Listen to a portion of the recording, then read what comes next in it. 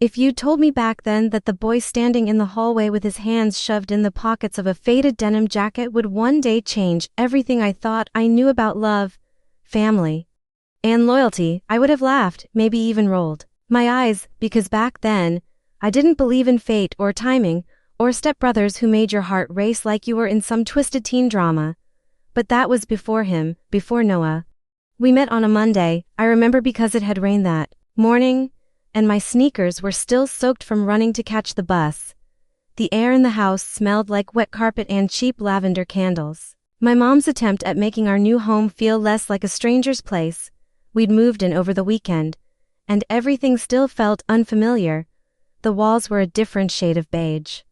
The faucet dripped in a rhythm I hadn't learned to ignore yet, and then there was Noah. He didn't come out to greet us when we arrived. In fact, it wasn't until dinner that night that I saw him at all. He walked into the kitchen like a ghost, grabbed a bottle of water from the fridge, and turned to leave, before my mom called out, "Noah, honey, this is Harper." He looked at me, just for a second. Then he nodded. "Hey, that was it, my new stepbrother, tall, quiet, with that kind of smirk that looked like he knew something the rest of us didn't. He had dark, wavy hair that flopped over his eyes when he moved too fast, and tattoos on his forearms that peeked out from under his sleeves. One of a compass, and another I couldn't quite make out. Until weeks later, when he reached for a glass, and the sleeve slid back, it was a feather, delicate, inked in fine lines. Somehow, that detail stuck with me. I didn't know where he came from emotionally but physically. He came from his dad's side of the house, which, conveniently, was separated from mine and my mom's by a long hallway and a pair of always shut French doors. It was symbolic, in a weird way, like the universe knew better than to let us collide too soon. But I kept catching glimpses of him, mornings in the kitchen, when he thought no one was awake.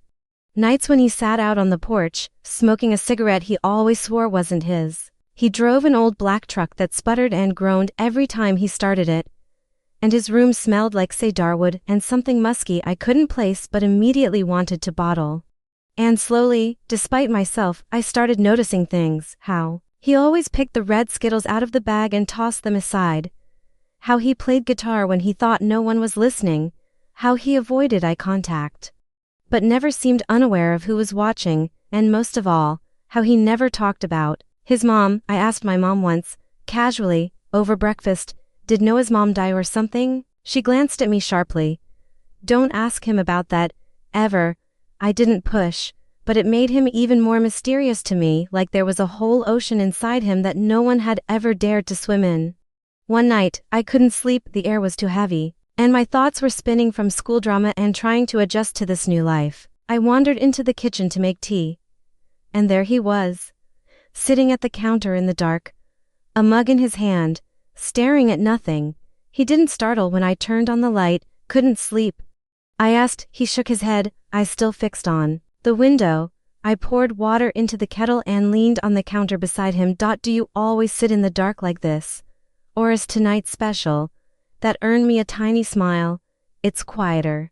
There was a long pause. "You ever feel like you're living someone else's life?" he asked suddenly. Still not looking at me, I blinked. "Every day since we moved here."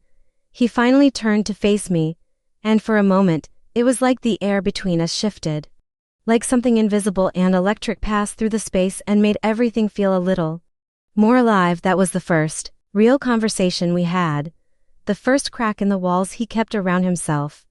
And it shouldn't have meant anything. He was just my stepbrother, a stranger I was forced to live with because our parents thought marrying each other was a good idea. But the truth, something in me woke up that night. I didn't know what it was. Not exactly, but it scared me, and yet, it was the first time in a long while that I didn't feel alone. After that night, something shifted between us. Not openly, not in a way anyone else would notice, but in the small, quiet ways that only we could feel. He started nodding when he saw me. Sometimes he'd even say my name. I started lingering in the kitchen longer, hoping he'd show up. We lived in the same house, but our lives ran on parallel tracks. I had high school cheer practice, college apps. He had night shifts at a garage downtown, and long drives with the music too loud. But every once in a while, our paths crossed, like the night my mom and his dad went to a weekend couples retreat and left us alone. It was raining again. I remember the sound of it on the roof as I made popcorn and scrolled through Netflix, pretending. I wasn't hoping he'd sit next to me. He did? You like scary movies? He asked, sliding onto the couch beside me. I like pretending I'm not scared of them. He laughed. A real one this time. It was low and warm, and it did something strange to my chest. We watched something forgettable and too violent. But I didn't care. I felt his arm rest on the back of the couch, not touching me, but close enough that I could feel the heat of him. When a jump scare made me flinch, he looked at me sideways. You okay? Yeah, just surprised. Want me to turn it off? No, I hesitated. Unless you want to. He shook his head. I don't mind. We sat like that until the credits rolled.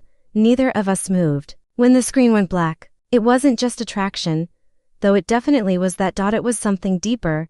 He saw me, not the version of me I showed everyone else, the honor roll cheer squad, college-bound girl who always smiled and played nice. No, he saw the version of me I kept hidden, the one who was tired of pretending everything was perfect, the one who sometimes wished she could run away and start over. And maybe, just maybe, I saw the same in him.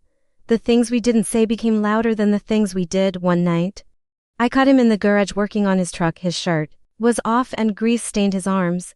He was humming something under his breath. You're really good with your hands, I said before I could stop myself.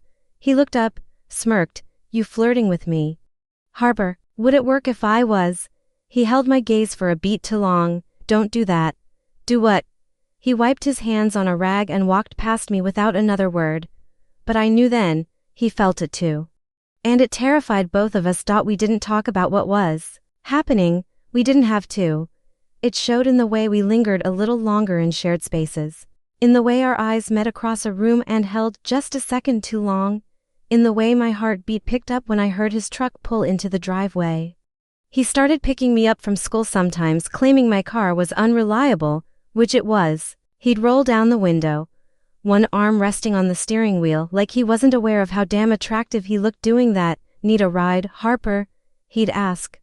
And I'd try to ignore the butterflies that turned my stomach inside out. One afternoon, he took a detour before heading home. We drove to a quiet overlook. The sun was setting, casting long orange streaks across the sky. Neither of us said anything for a while, then he spoke. You ever wish you could just disappear for a while? No expectations, no past, just silence. I nodded. Every day. He looked over at me, his expression unreadable. You're not what I expected. Good or bad, dangerous. My breath caught. Why? Because every time I look at you, I forget we're not supposed to feel this way. There it was, the words we'd been dancing around for weeks. I didn't reply. I couldn't. My throat tightened and my hands trembled just a little. But then his fingers found mine on the console, slow and unsure at first. I didn't pull away. I couldn't.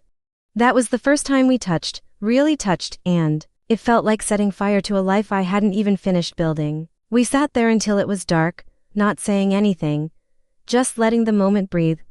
But when we got home, everything snapped back into place. We became step-siblings again.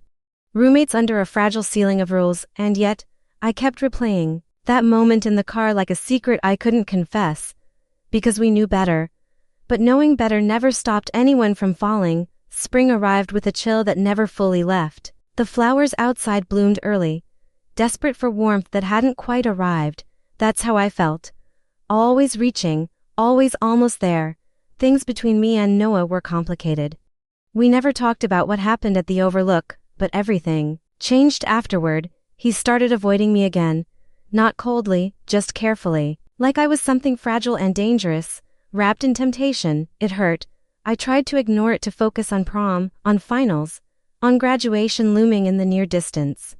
But every time I passed him in the hallway, it felt like a door had quietly closed between us. One night, I found him in the garage again. Is this how it's gonna be now? I asked. He didn't look at me, just tightened a bolt under the hood. You said it yourself, Harper. This, he gestured between us, isn't right. Maybe not, but it's real. That got him? He paused, set down his wrench, and finally looked up. I think about you all the time, he said softly, when I shouldn't, when I'm supposed to be focused on anything else, and I hate that it feels so good. My throat closed. So what? We just pretend it didn't happen. No. His jaw tightened. We pretend it doesn't matter. I left that night before I could cry in front of him. I drove to the park and sat under the old oak tree by the swings, trying to breathe. We weren't blood. We weren't raised together. We didn't grow up as siblings, but society didn't care, neither. What our parents taught to them, this would always be taboo. I kept asking myself, was love wrong just because it wasn't simple? Graduation came fast. I gave my speech, walked across the stage, and smiled for photos I didn't want to be in. Noah wasn't there. He'd picked up extra shifts, supposedly. I didn't know if it was on purpose. I didn't ask. The house felt emptier than usual that night. Our parents were celebrating at a dinner party, and I found myself alone again. I wandered into the garage, thinking maybe, just maybe, he'd be there. He was sitting on the hood of his truck, guitar in his lap, strumming something sad and slow. You missed it, I said. I know. Why? He didn't answer right away. Then softly, because watching you move on, it hurts more than missing the ceremony. I walked up to him. You keep pushing me away, but I'm still here. His fingers stilled on the strings. And you shouldn't be, but I am. Our eyes met in that dimly lit space that had become ours. Slowly, carefully, he set the guitar down, then he stood and kissed me. It wasn't rushed. It wasn't wild. It was tender and full of everything we hadn't said. His hands trembled against my skin, and mine pulled him closer, like I'd been waiting years. But the moment ended too fast. He stepped back like he'd just crossed a line he couldn't uncross. I'm leaving, he said. What, tomorrow? I got into a mechanic school in Colorado. I didn't tell anyone. I didn't want to make this harder. It's already hard, I whispered. He nodded, his voice breaking. That's why I can't stay. And just like that, he walked away. 3 years passed. I went to college in Oregon, got a degree in communications, dyed my hair, and dated guys who never made me feel half of what Noah did. I told myself I was fine, that I moved on. But every birthday, every rainy night, every time I heard a guitar riff in the background of a song, I thought of him. And then one day, he showed up. I was home visiting for Thanksgiving. The doorbell rang, and there he was, taller, broader, the same eyes. Hey, he said, just like the first time. I stood frozen. What are you doing here? He ran a hand through his hair. Your mom invited me. Didn't think you'd be here. Well, I am. He nodded. I've missed you. We talked on the porch that night, like old friends, like maybe time hadn't ruined everything.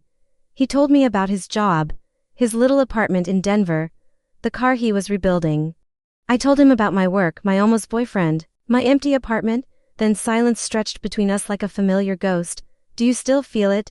I asked quietly. He didn't hesitate. Every damn day my chest ached. So what do we do now?